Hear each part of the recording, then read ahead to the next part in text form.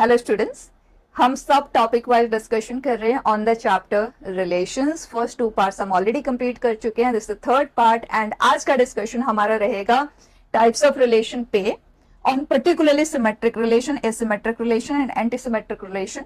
इन पे हमें आज इट इज नाम को यूज करते हुए क्वेश्चंस तो नहीं मिलेंगे, लेकिन मीनिंग क्लियर होगा और अगर हमें उसकी हैंडलिंग पता होगा तो इन दैट केस हम अपना टाइम एंड एनर्जी बचा पाएंगे only by that reason. But otherwise the only thing that is in our syllabus is symmetric relation. ठीक है, कंप्लीट क्लैरिटी के साथ एक एक चीज को देखेंगे। सबसे पहले meaning, when we talk about a symmetric relation, अगर x, y किसी रिलेशन में है तो that must imply that y, x is also in the relation. तो सिंपल सेंस में हम सिर्फ और सिर्फ ये चाहते हैं x, y and y, x साथ में आना चाहिए, अकेला कोई भी ना हो, या तो दोनों मिसिंग हो या दोनों हो। जैसे 1, 2 है तो हमें 2, 1 भी उस रिलेशन में चाहिए for it to be symmetric. कि कोई भी ऑर्डर पेयर आप ले लो, उसका सिमेट्रिक ऑर्डर पेयर, सिमेट्रिक मतलब ऑर्डर पेयर में एलिमेंट्स की पोजीशन को अगर हम रिवर्स कर दे, 1, 2 का 2, 1, 2, 3 का 3, 2, अगर उसका सिमेट्रिक पेयर का भी प्रेजेंस उस रिलेशन में है, हर एक ऑर्डर पेयर के कॉरेस्पॉन्डिंग, अगर सभी का है लेकिन एक का मिसिंग है तब भी वो सिमेट्रिक नहीं कहलाएगा। सिमेट्रिक बनने के लिए पूरे के लिए वो चीज होल्डिंग ट्रू होना चाहिए। तो in simple sense we can say x, y and y, x ये या तो साथ में है या दोनों ही मिसिंग है, राइट। एंड जो x, x type of order pair होते हैं, आइडेंटिटी पेयर होता है, उसका रिवर्स ऑर्डर पेयर सेम ही होता है, तो वो बाय इटसेल्फ इज सिमेट्रिक। तो उसके लिए हमें किसी और को ढूंढने की जरूरत नहीं पड़ती। Where x is not equal to y वाले होते हैं ना, तो उसमें सिमेट्रिक पेयर जरूर होना चाहिए, राइट। तो क्या हम सिंपल सेंस में ये कह सकते हैं कि r inverse is same as r would imply that it is symmetric both the ways. अगर सिमेट्रिक है तो ये सैटिस्फाइंग होगा, और अगर ये सैटिस्फाइंग है then the relation is symmetric. Fine. R inverse होता क्या है, हमने फर्स्ट लेक्चर में इसे कवर कर लिया जब हमने 11th क्लास का रिवीजन किया। ठीक है, तो अगर मैं लेती हूं let's take set A, it has elements as x, y, z, relation is from A to A, R1 it has x, x, x, y, y, x and y, z. Is this symmetric? तो हमने देखा इसका reverse order pair same ही होता है, तो इसके लिए तो चेकिंग की रिक्वायरमेंट ही नहीं है, आपको उन्हें इग्नोर ही करना है। They are bound to be symmetric pair in itself. x, y है तो y, x चाहिए जो कि है, राइट। y, x है तो उसका रिवर्स x, y, राइट। इसके लिए अगर हम चेक करें तो हमें z, y चाहिए जो कि मिसिंग है। इसका मतलब it can not be a symmetric relation. और वैसे अगर आप इसका इनवर्स भी निकाल के देखें तो इसको रिवर्स करेंगे तो सेम ही आया, इसको रिवर्स करेंगे y, x आया, इसका रिवर्स x, y और इसका z, y, राइट। ये दोनों इक्वल है क्या, उसके लिए ये तो मैचिंग है, परफेक्ट। ये यहाँ है, ये यहाँ है, लेकिन ये दोनों अनइक्वल है। ऑर्डर पेयर में तो ऑर्डर मैटर करता है ना, y, z is different from z, y। So R inverse is not equal to R, so this is not a symmetrical relation, right? हमें रोस्टर फॉर्म में क्लैरिटी आ गई। हर एक ऑर्डर पेयर जो आइडेंटिटी है उसे इग्नोर करना है क्योंकि वो बाय नेचर सिमेट्रिक है। x, y है तो हर एक ऑर्डर पेयर के लिए इसका रिवर्स ऑर्डर पेयर है, फिर इसका रिवर्स ऑर्डर पेयर है, फिर इसका रिवर्स ऑर्डर पेयर मिसिंग है, तो किसी एक का भी मिसिंग है तो सिमेट्रिक नहीं है। तो रोस्टर फॉर्म में हमें दिक्कत नहीं आती, सेट बिल्डअप फॉर्म में हम थोड़ा सा प्रैक्टिस करेंगे, आगे करेंगे। Before that when we talk about asymmetric relation, I am not saying asymmetric relation, यहाँ गैप नहीं है। Asymmetric relation मतलब that is a symmetric relation. We are talking about asymmetric, a single word. So a relation which is not symmetric. ठीक है, सिर्फ information के लिए बता रही हूँ, हमें क्वेश्चन में कभी भी ये टर्म यूज होता हुआ नहीं मिलेगा क्योंकि हमारे सिलेबस में ही नहीं है। तो ये तो क्लियर है, जो भी रिलेशन सिमेट्रिक नहीं है that is asymmetric. Then anti symmetric, normally क्या होता है, एंटी मतलब अगेंस्ट। जो सिमेट्रिक नहीं है तो हम समझ लेते हैं कि वो एंटी सिमेट्रिक होगा। Here the meaning is completely different. आप समझना, antisymmetric relation are those relations जिसमें x, y अगर उस रिलेशन में है where x is not equal to y, right. x, x permitted है उस रिलेशन में, x, y का डिस्कशन हम कर रहे हैं। x, x आर परमिटेड, ठीक है, आया ना आया हमें कोई फर्क नहीं पड़ता। x, y अगर उस रिलेशन में है where x and y are different, then in that case y, x उस रिलेशन में नहीं आना चाहिए किसी भी तरह से, then we'll call it a antisymmetric relation. x, y and y, x are like enemy pair, ठीक है, दोनों साथ में नहीं होना चाहिए, कोई एक है चलेगा, दोनों में से कोई भी नहीं है चलेगा, right. But x comma x are neutral, वो आए नहीं आए हमें कोई फर्क नहीं पड़ता, but x not equal to y के लिए डिस्कशन बस हमें करना है, ठीक है। तो अगर मैं लिखती हूँ set A to be x y z, ठीक। अब मैं इसलिए बता रही हूँ कि ये नाम क्वेश्चन यूज नहीं करेगा, लेकिन आपको इस तरह का कुछ तो पूछ सकता है ना कि नंबर ऑफ सच रिलेशंस या which of the relation satisfies this condition. तो अगर हमें क्लैरिटी है, हमने समझ लिया, तो एग्जाम के टाइम पे जब वो क्वेश्चन हमारे सामने आएंगे तो हमें उन्हें समझने में टाइम नहीं लगाना पड़ेगा, ठीक है। तो ए सेट अगर ये है and R1 I am taking it as x, y and x, x, दो ऑर्डर्ड पेयर मैंने लिया। तो हमने देखा x, y का जो एनिमी ऑर्डर्ड पेयर है वो y, x है, जो यहाँ पे नहीं है, ये अकेला है तो फाइन है, राइट। तो ये परफेक्ट फुलफिलिंग है। x, x के लिए चेकिंग इज नॉट रिक्वायर्ड क्योंकि वो परमिटेड है एंटीसिमेट्रिक के लिए, तो इनके लिए आपको कुछ भी चेक करने की जरूरत नहीं है, just allow them, right. So yes it is an antisymmetric relation. अब एक और रिलेशन लेती हूँ x, y, y, z and z, y। अब देखें x, y anti that is y, x, जिसके साथ इसकी फ्रेंडशिप नहीं हो सकती, जो मिसिंग है, तो परफेक्ट है, ये कंफर्टेबल है। y, z का एंटी पेयर कौन है? y, z का एंटी पेयर मतलब जिसको ये पसंद नहीं करता एंटीसिमेट्रिक रिलेशन के अकॉर्डिंग, ठीक है, दैट इज z, y, जो कि यहाँ प्रेजेंट है, तो ये कंफर्टेबल नहीं होगा। कोई एक भी ऐसा ऑर्डर्ड पेयर हमें मिल जाता है ना, so that will not be A antisymmetric relation. Perfect, meaning हमें समझ आ गया। अब कई बच्चों को ये कंफ्यूजन रहता है कि कोई रिलेशन सिमेट्रिक भी हो, एंटीसिमेट्रिक भी हो, या दोनों में से कोई भी ना हो, ये पॉसिबिलिटी होगी क्या? तो एग्जांपल बना के दिखाती हूं मैं आपको। Let's take this is symmetric and antisymmetric, ठीक। सबसे पहले हम लेते हैं ऐसा एक एग्जांपल जो दोनों को फुलफिल करे, वो सिमेट्रिक भी हो एज वेल एज एंटीसिमेट्रिक भी हो। तो late me consider a relation आज दस। आप बताएं क्या ये सिमेट्रिक नेचर को फुलफिल करता है? यस। क्या ये एंटीसिमेट्रिक नेचर को फुलफिल करता है? Yes. So this relation satisfies both. अब लेते हैं कोई ऐसा जो सिमेट्रिक है लेकिन एंटीसिमेट्रिक नहीं है। इसका तो आप बहुत सारे एग्जांपल दे सकते हैं। x, y, y, x, ये रिलेशन ये सिमेट्रिक है, एंटीसिमेट्रिक नहीं है, क्योंकि ये दोनों साथ में नहीं आना चाहिए था, राइट। अब लेते हैं कोई ऐसा एक एग्जाम्पल जो सिमेट्रिक नहीं है लेकिन एंटीसिमेट्रिक है, तो ये डाल देते हैं सिंगल ऑर्डर्ड पेयर। अब इंपॉर्टेंट थिंग, दोनों ना हो, क्या हमारे पास ऐसी भी पॉसिबिलिटी है? तो उसके लिए let me take x, y, y, x and x, z। अब आप देखें ये ऑर्डर्ड पेयर सिमेट्रिसिटी को फुलफिल कर रहा है, ये भी कर रहा है, लेकिन इसकी सिमेट्रिक पेयर नहीं है, तो ये सिमेट्रिक नहीं हुआ। अब यहाँ एंटीसिमेट्रिक का डिस्टर्बेंस आ गया, इसके लिए एंटीसिमेट्रिसिटी पास है लेकिन इसके लिए फेल हो गया, राइट। सो दिस, तो यहाँ सिर्फ और सिर्फ एंटी वर्ड यूज हुआ है, इसका मतलब ये नहीं है कि not a symmetric relation. I hope it is clear, right. और क्लैरिटी आ जाएगी जब हम काउंटिंग करेंगे ना, number of symmetric relation, number of antisymmetric relation, और क्लैरिटी आएगी वहां पे, क्योंकि जब आप किसी चीज को काउंट कर लेते हो वो बिगर क्लैरिटी से पॉसिबल है ही नहीं, right. So number of relations on set A which are symmetric, उसके लिए सेम तरह से हम करेंगे जैसे हमने रिफ्लेक्सिव के लिए किया था। सो लेट मी कंसीडर सेट ए ABC, तीन एलिमेंट ले रहे हैं, फिर हम उसे जनरलाइज कर देंगे। तो A क्रॉस A का जो सबसेट होगा, यानी relation on set A will be subset of A cross A। A cross A के पास 9 ordered pairs will be there. मैं एक लिस्ट बना रही हूँ, उसी तरह से बिल्कुल सेम डिस्कशन। कभी भी आपको कुछ भी एक्स्ट्रा कंडीशन बेस्ड डिस्कशन करना है ना, आप इसी तरह से बस स्क्वायर शेप में उसे लिखना और देखना किस ऑर्डर्ड पेयर को लेना है, मस्ट है, किसे नहीं लेना है, और किसे ले ना ले कोई फर्क नहीं पड़ता। ये तीन category, right. Best on that आप अपनी काउंटिंग को पूरा कर सकते हैं। तो C, B, C, C। अब अगर हमें सिमेट्रिक बनाना है तो ये वाले जो ऑर्डर्ड पेयर्स हैं, तो टोटल ऑर्डर्ड पेयर्स हमारे पास n स्क्वायर होते हैं, राइट। अभी हमने लिस्ट बनाई ही थी जब हमने रिफ्लेक्सिव की बात की थी। And x, x type of ordered pairs कितने होते हैं? n होते हैं। x, y में कह रही हूँ where x is not equal to y, ये कितने होते हैं? n square minus n। And x, y, y, x जो सिमेट्रिक पेयर की हम बात करते हैं, ये पेयर ये कितने होंगे?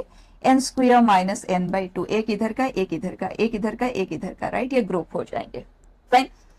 अब सिमेट्रिक के लिए इस काइंड ऑफ मैं एक नया हाउस क्रिएट कर रही हूँ और उनमें इन मेंबर्स का डिस्कशन मुझे करना है, क्या उन्हें रखना जरूरी है या बिल्कुल भी नहीं रखना है, या हो ना हो फर्क नहीं पड़ता, न्यूट्रल। तो हमने देखा हाँ ये तो न्यूट्रल है ना, ये आए तब भी चलेगा, नहीं आए तब भी चलेगा, क्योंकि अपने आप में वो सिमेट्रिक ही है, राइट। और अगर हम इनकी बात करें ए कॉमा बी, तो बी कॉमा ए चाहिए, बी कॉमा ए है तो ए कॉमा बी चाहिए। इसका मतलब ये दोनों का डिस्कशन साथ में होगा। ये जो सिमेट्रिक पेयर है वो पूरे का पूरा पेयर या तो आए या नहीं आए, राइट। मतलब इनका डिस्कशन साथ में ही होगा, both yes or both know, correct है। उसी तरह से बोथ यस बोथ नो।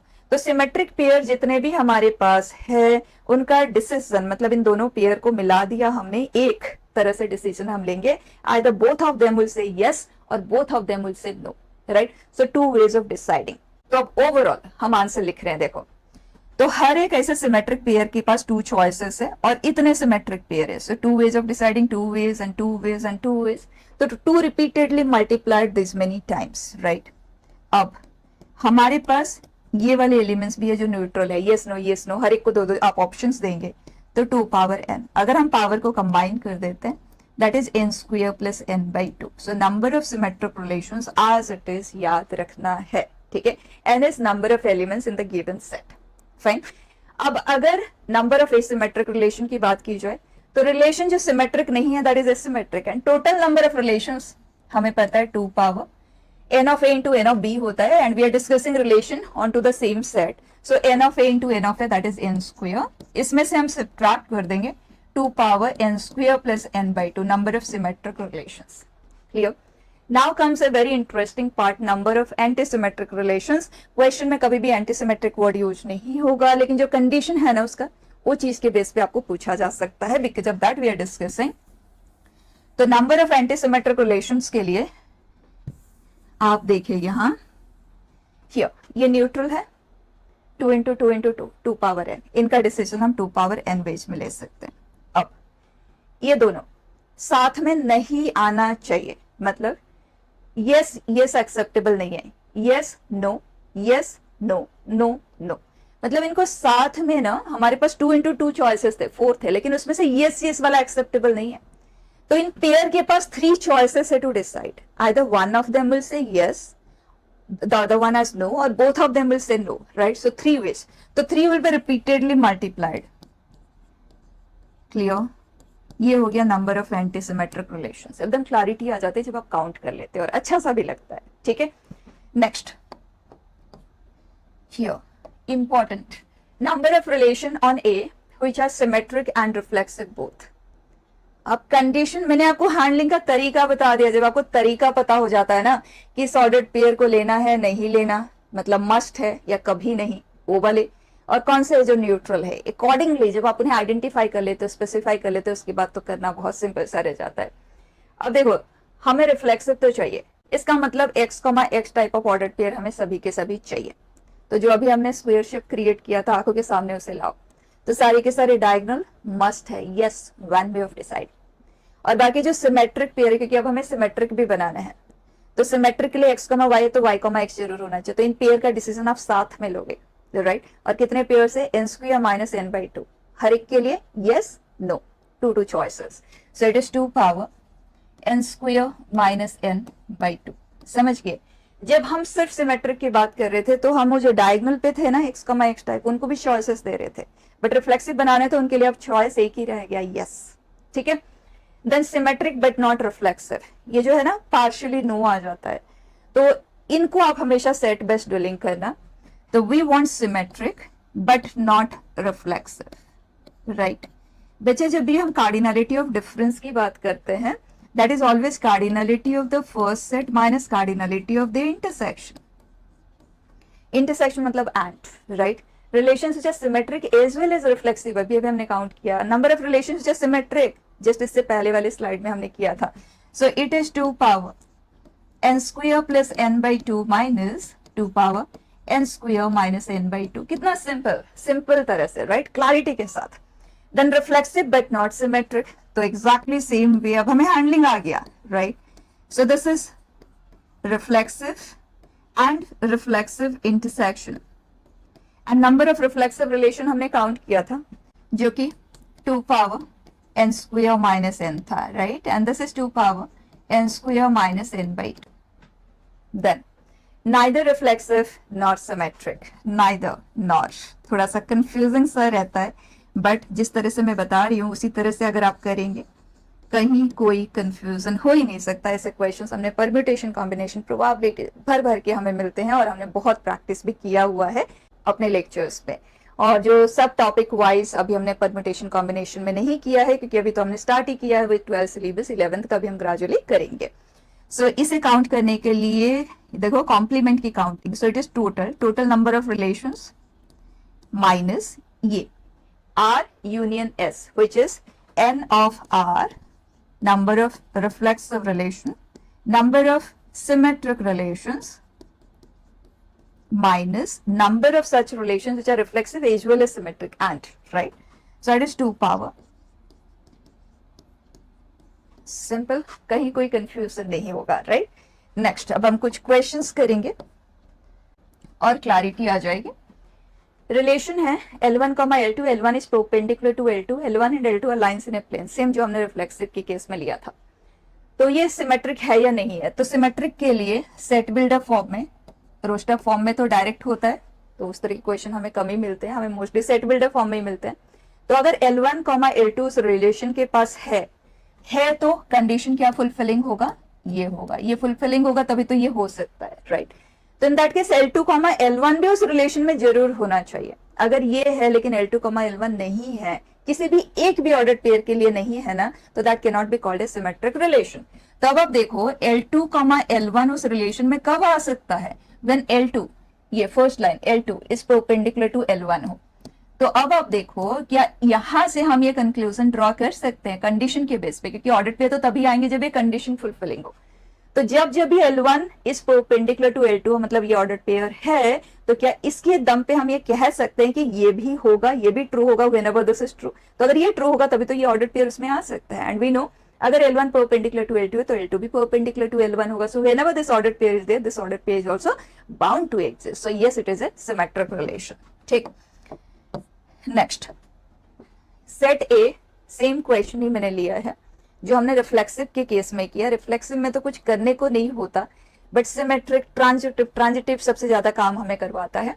तो यहाँ पे अगर हमें सिमेट्रिसिटी चेक करना है R1 का, तो P, Q है तो Q, P होगा या नहीं होगा. तो इस तरह की कंडीशन में पुट करना, इंटरचेंज करते हुए डिस्कशन करना, हमें थोड़ा सा टाइम लग सकता है.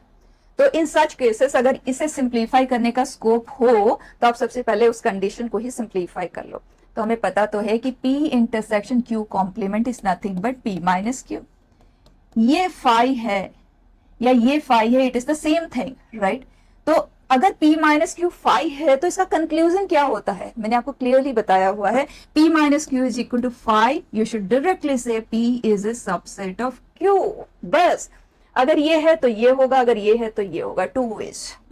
तो कभी भी इस तरह का हमें कुछ भी दिखे तो इमीडिएटली आपके दिमाग में ये बात आ जानी चाहिए. ठीक है, तो अगर P Q का एक सबसेट है तो क्या Q भी P का एक सबसेट होगा? जरूरी तो नहीं, राइट? इसका मतलब ये रिलेशन सिमेट्रिक नहीं है, राइट? अब यहां पे आते हैं, very interesting. P intersection Q complement union this is equal to five. ये क्या है? एक सेट है. ये क्या है? एक सेट है. दो सेट का यूनियन फाइव. बच्चे अगर मल्टीपल सेट्स को यूनाइट करके, सेट क्या है? फैमिली ऑफ मेंबर्स, उनको मिला के एम्प्टी हाउस क्रिएट हो रहा है. ये तो तभी पॉसिबल है जब सभी के सभी खाली घर हो, सभी के सभी एम्प्टी हाउसेस हो, सभी के सभी नल सेट हो, राइट? तो यहां से ये क्लियर हो गया कि P intersection Q complement is five and at the same time P complement intersection Q is also five, right? और ये कहता है P minus Q is a null set, P is a subset of Q. ये कहता है Q minus P is a null set, मतलब Q is a subset of P. हमें दोनों कंडीशन होल्डिंग ट्रू चाहिए. एक ने कहा ये, दूसरे ने कहा ये, और दोनों का साइमल्टेनियस एग्जिस्टेंस. अगर दो सेट है, दोनों एक दूसरे के सबसेट है, तभी पॉसिबल होता है when P is equal to Q, right? तो यहाँ पे जो कंडीशन हमें गिवन है बहुत सिंपल सा है, P is equal to Q. ठीक है, अगर वो कंडीशन फुलफिलिंग है तभी ये ऑर्डर पेयर आएगा. अब आप डायरेक्टली कह सकते हैं P is equal to Q. इसका मतलब P, P type of ordered pair से उस रिलेशन के पास है. तो p comma p type of ordered pairs तो सारे के सारे सिमेट्रिक होते ही होते हैं, तो yes this is a symmetric relation. Clear? Next, बहुत अच्छा क्वेश्चन है। ए सेट ये है, relation A to A such that x is related to y if their greatest common divisor is 1, मतलब दिया को प्राइम, उनके पास 1 के अलावा कोई और कॉमन फैक्टर नहीं हो सकता, राइट? अब साथ में ये भी दिया हुआ है, इसका ध्यान रखना है। कई बार क्या होता है, हम उस चीज को इग्नोर कर देते हैं एंड से प्रोसीड कर जाते हुए था दिस डिस्कशन, वहां हम गलत हो जाएंगे। देखना, अब अगर x, y उस रिलेशन में है, इसका मतलब x एंड y का जो ग्रेटेस्ट कॉमन फैक्टर है that is 1, that means they are coprime. तो बच्चा अगर x and y coprime है तो y एंड x भी को प्राइम होंगे, ये तो नेचुरली ट्रू होता है। तो इसको देखते हुए हम immediately we go for symmetric relation. अब साथ में ये दे दिया गया है ना, तो अब आप देखो क्या हमारे पास कोई ऐसी पॉसिबिलिटी है जिसमें x, y उनका ग्रेटेस्ट कॉमन डिवाइजर 1 आ रहा है और ये कंडीशन होल्डिंग ट्रू है, लेकिन जैसे हम रिवर्स करेंगे तो ये तो होल्ड करेगा। क्या ये फेल हो रहा है कि दोनों चीज साथ में हमें होल्डिंग ट्रू चाहिए, राइट? तो उसके लिए अगर मैं एक सिंपल सा एग्जांपल लेती हूं, let me consider x to be 2 and this is 1, right? तो 2, 1 इनका ये 1 आएगा, right? Highest common factor that will come out to be 1, they are relatively prime. 1, 2 भी रिलेटिवली प्राइम होंगे, लेकिन ये जो कंडीशन है x के जगह जब मैं 2 करती हूँ तो 4 is not equal to 1 is fine, but 1, 2 के लिए 2 not equal to 2, 2 is equal to 2 होता है, ये तो फेल हो गया ना, राइट? इसका मतलब ये जो 2, 1 है ये उस रिलेशन में होगा, लेकिन उसका सिमेट्रिक पेयर 1, 2 उस रिलेशन में नहीं होगा अगर कोई एक भी ऑर्डर्ड पेयर उस पर्टिकुलर चीज को फुलफिल नहीं कर पाता है। बाकी सभी चाहे कर ले, एक की वजह से भी अगर वो फेल हो जाता है, सिमेट्रिक पेयर उसका एग्जिस्ट नहीं कर रहा होता है, overall the relation can not be termed as symmetric relation, ठीक है? तो एक एक बात का ध्यान रखना है। Next, x is related to y if x minus y plus root 7 is irrational, x and y are real numbers। Check करना है, अगर x, y उस रिलेशन में है, इसका मतलब अगर x minus y plus root 7 irrational है, irrational नंबर मैं q कॉम्प्लीमेंट ले लेती हूँ, ठीक है? अगर ये irrational है, इन दैट केस अगर हम x एंड y को इंटरचेंज करते हैं, सिमेट्रिक पेयर का डिस्कशन करें, तो ये, तो क्या हम ये कह सकते हैं जब जब भी ये इरेशनल होगा तो ये भी इरेशनल ही होगा? अगर आप पहली बार कर रहे हो और आप लिख के करना चाहते हो, काम करते हैं, मैं इसका नाम दे देती हूँ a, और ध्यान में रखना है ये जो a है एक इरेशनल नंबर है, ठीक है? और मुझे इसका डिस्कशन करना है, तो x माइनस वाई मैं यहां से ले लेती हूँ, इसे इधर शिफ्ट किया, तो y minus x for me is √7 minus a एक इरेशनल नंबर है, यहाँ पे मैं पुट कर देती हूँ √7 माइनस a प्लस √7, राइट? जो कि हुआ 2√7 माइनस a। तो जब जब भी a एक इरेशनल नंबर है, क्या हम कंफर्म कह सकते हैं कि ये भी एक इरेशनल नंबर ही होगा? जरूरी तो नहीं है, हो सकता है ये a जो है दैट इज इक्वल टू 2√7 या 2√7 प्लस 1, 2√7 बस कैंसिल हो जाए, जो इरेशनल पार्ट है वो इसमें हो और वो कैंसिल हो जाए, बाकी उसके साथ कुछ और आ जाए, चलेगा, राइट? तो अगर a उस तरह का कोई वैल्यू है देन इन दैट केस ये तो रैशनल नंबर में कन्वर्ट हो जाएगा। तो हमें समझ तो आ गया कि ये नहीं होगा, ये सिमेट्रिक नहीं होगा। लेकिन जब कभी भी हम किसी चीज को नो कहते हैं ना, तो उसके लिए एक एग्जांपल से आप उसे सपोर्ट कर देना। पहले हमारा चैप्टर मैथमेटिकल रीजनिंग हुआ करता था हमारे सिलेबस में, बहुत ही अच्छा चैप्टर, उसे डिलीट कर दिया from the syllabus, but that should have been there in our syllabus. वो हमें लॉजिकल डीलिंग सिखाता है जिसको हम कभी भी रूल आउट नहीं कर सकते। उसमें हम पढ़ते थे methods to validate a statement, एक होता है डायरेक्ट मेथड जो हम कॉमनली करते हैं, दूसरा method of contrapositive, contrapositive if p then q, उसका कॉन्ट्रापोजिटिव होता है if not q then not p, right? तो कभी भी अगर हम इफ p देन q को प्रूव नहीं कर पाते हैं फॉर सम रीजन, तो if not q then not p को आप प्रूव कर दे तो इनफ माना जाता है, right? Because they are logically the same. Method of contrapositive. Third is method of contradiction. बहुत सारे नंबर बेस्ड प्रूफ्स होते हैं, जैसे आपने 10th में भी किया, प्रूफ दैट √2 इज रैशनल, उसको आप मेथड ऑफ कॉन्ट्राडिक्शन से करते हैं, कोई उसका डायरेक्ट प्रूफ होता ही नहीं है, राइट? सो हम एज्यूम करते हैं कि अगर इट इज रैशनल तो we start with let it be rational, फिर वो कॉन्ट्राडिक्ट हो जाता है, लाइक दैट। एंड फोर्थ है काउंटर एग्जाम्पल मेथड, जिसमें हम सिचुएशन को काउंटर करते हैं विथ एन एग्जाम्पल। जैसे कोई बच्चा है जिसके बारे में हमें ये कहा गया कि उस बच्चे का हमेशा 90% एंड अबव आता है, ठीक है? अब हमने वैलिडेशन के लिए क्या किया, 10 रैंडम टेस्ट के उसके डेटा कलेक्ट किया। तो हो सकता है उस 10 में वो ग्रेटर देन इक्वल टू 90% रहा हो। लेकिन हो सकता है जो टेस्ट हमने नहीं लिया, जिसका रिजल्ट हमने नहीं लिया, कोई 11th टेस्ट है जिसमें उसका 89% आया है, राइट। तो कोई चीज होल्डिंग ट्रू है ना, तो उसके लिए एग्जाम्पल आज सपोर्ट वर्क नहीं करेगा। लेकिन कोई चीज फेल है, जैसे कोई पर्टिकुलर बच्चा, वही सेम सिचुएशन ले लेते हैं, is always 90% and above that he scoring. अब अगर मैं कोई ऐसा एक रिजल्ट उस बच्चे का ला के दिखा दूं जिसमें उसका 89% है, तो बस वो एक एग्जाम्पल इनफ रहा टू से कि ये स्टेटमेंट गलत है, राइट। तो नॉट हैपनिंग के लिए 1 example is good enough. Happening के लिए चाहे आप 1000 एग्जाम्पल दे दो, दैट इज नॉट सफिशिएंट, ठीक है। तो यहाँ पे हमने ये देखा कि ये चीज जो है ये रैशनल हो सकता है। अब support it with an example, तो उसके लिए हम एक काम करते हैं, a2√7 बन जाए, a2√7 बन जाए, ऐसा एग्जाम्पल ले लेते हैं, ठीक है। So let me take y to be 0 and x is √7, एक ले लिया मैंने। वैसे आप y इज इक्वल टू 1 भी ले सकते हो, कि ये a के साथ कुछ और रैशनल वैल्यू तो आ ही सकता है, आ सकता है, ठीक है। So x I am taking it to be √7 and y आप 1 ले लो, 2 ले लो, 0 ले लो, -1 ले लो, रैशनल नंबर जो लेना है ले लो, ठीक है। ये ले लिया। अब देखो ये उस रिलेशन को बिलोंग कर रहा है, क्योंकि ये चीज जो है वो इरेशनल बन रहा है, दैट इज 2√7 -1। लेकिन जैसे मैं x एंड y को इंटरचेंज करती हूँ, तो उस केस में ये 1 -√7 प्लस √7 कैंसिल होकर रैशनल बन गया। तो this is not a symmetric relation. एक सिंगल ऑर्डर पेयर भी अगर उस वैलिडेशन को पास नहीं करता है, तो that will not be a symmetric relation. Clear? Next, let x1, y1 related to x2, y2 if, ये कंडीशन, तो हमें चेक करना है ये सिमेट्रिक है या नहीं है। तो अगर ये है तो ये चीज होल्डिंग ट्रू है, और अगर हम इन्हें इंटरचेंज करते हैं तो x2 y2 ये होगा या नहीं होगा, यही हमें वेरीफाई करना है। जब जब भी ये है तब तब ये होल्ड करेगा या नहीं करेगा। और ये कंडीशन कहता है कि this plus this should be this plus this, right. तो आप यहाँ पे देखें, this plus this is x2 plus y1, x2 plus y1 it is this, and this plus this is y2 plus x1 this. इसका मतलब जब जब भी ये कंडीशन होल्ड कर रहा है, तो इसके कॉरेस्पॉन्डिंग जो कंडीशन आ रहा है वो भी सेम ही आ रहा है, that means that will also hold true. तो ये तो होंगे ही होंगे। So yes, this relation is symmetric, ठीक है। एग्जैक्टली उसी तरह से अब यहाँ पे आ जाते हैं, ये होल्ड कर रहा है, इसका मतलब ये चीज है, ठीक। अब जब आप इंटरचेंज करते हो, इसका मतलब आप x1 एंड x2 को इंटरचेंज किए हो, y1 एंड y2 को इंटरचेंज किए हो, यहीं पे कर लेते हैं। तो x2 plus y1 and this is x1 y2। दूसरी तरफ आ जाते हैं, x1 y2 x2 y1। Check करो क्या ये और ये सेम है, क्या यहाँ से ये कंक्लूजन ड्रॉ हो सकता है। ये चीज अगर आप देखें तो ये एज इट इज दिस है, और ये वाला ये, बस left hand and right hand side swap हो गए, राइट। तो अगर ये दोनों इक्वल है तो definitely this is also is true. So yes, this relation is a symmetric relation. ज्यादा कोई मेहनत नहीं है, ठीक है।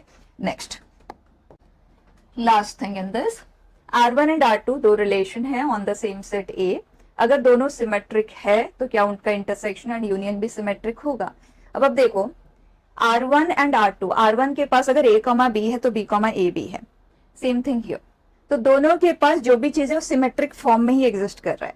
तो अगर हम दोनों में कॉमन भी ढूंढेंगे ना, तो कोई अगर चीज कॉमन है, ले सपोज A, B दोनों के पास है, तो ये सिमेट्रिक है तो इसके पास B, A भी होगा, ये सिमेट्रिक है तो इसके पास भी B, A है, तो ऑटोमेटिकली B, A भी उनके इंटरसेक्शन में आ ही जाएगा, आ जाएगा। तो intersection will be, yes it will be symmetric as well as union. Union मतलब कंबाइन कर रहे हो पूरे को, तो ये भी पूरा सिमेट्रिक नेचर के साथ आ रहा है, ये भी पूरा सिमेट्रिक। तो दोनों बैक को कंबाइन करके जो चीज क्रिएट होगा that will be by default symmetric. तो कभी भी जरूरत पड़े तो डायरेक्टली यूज में लेना है, ठीक है। तो symmetric related discussion I think complete चीज मैंने आपको बता दी। अब एट द एंड जब हम जेई लेवल के क्वेश्चंस, ये भी जेई लेवल के ही क्वेश्चंस है, बट ये है कि सिंगल टाइप पे डिस्कशन हमने किया, और जब हम कंबाइंड डिस्कशन करेंगे तो थोड़ा सा और हमें अच्छा एक्सपोजर मिल जाएगा, ठीक है।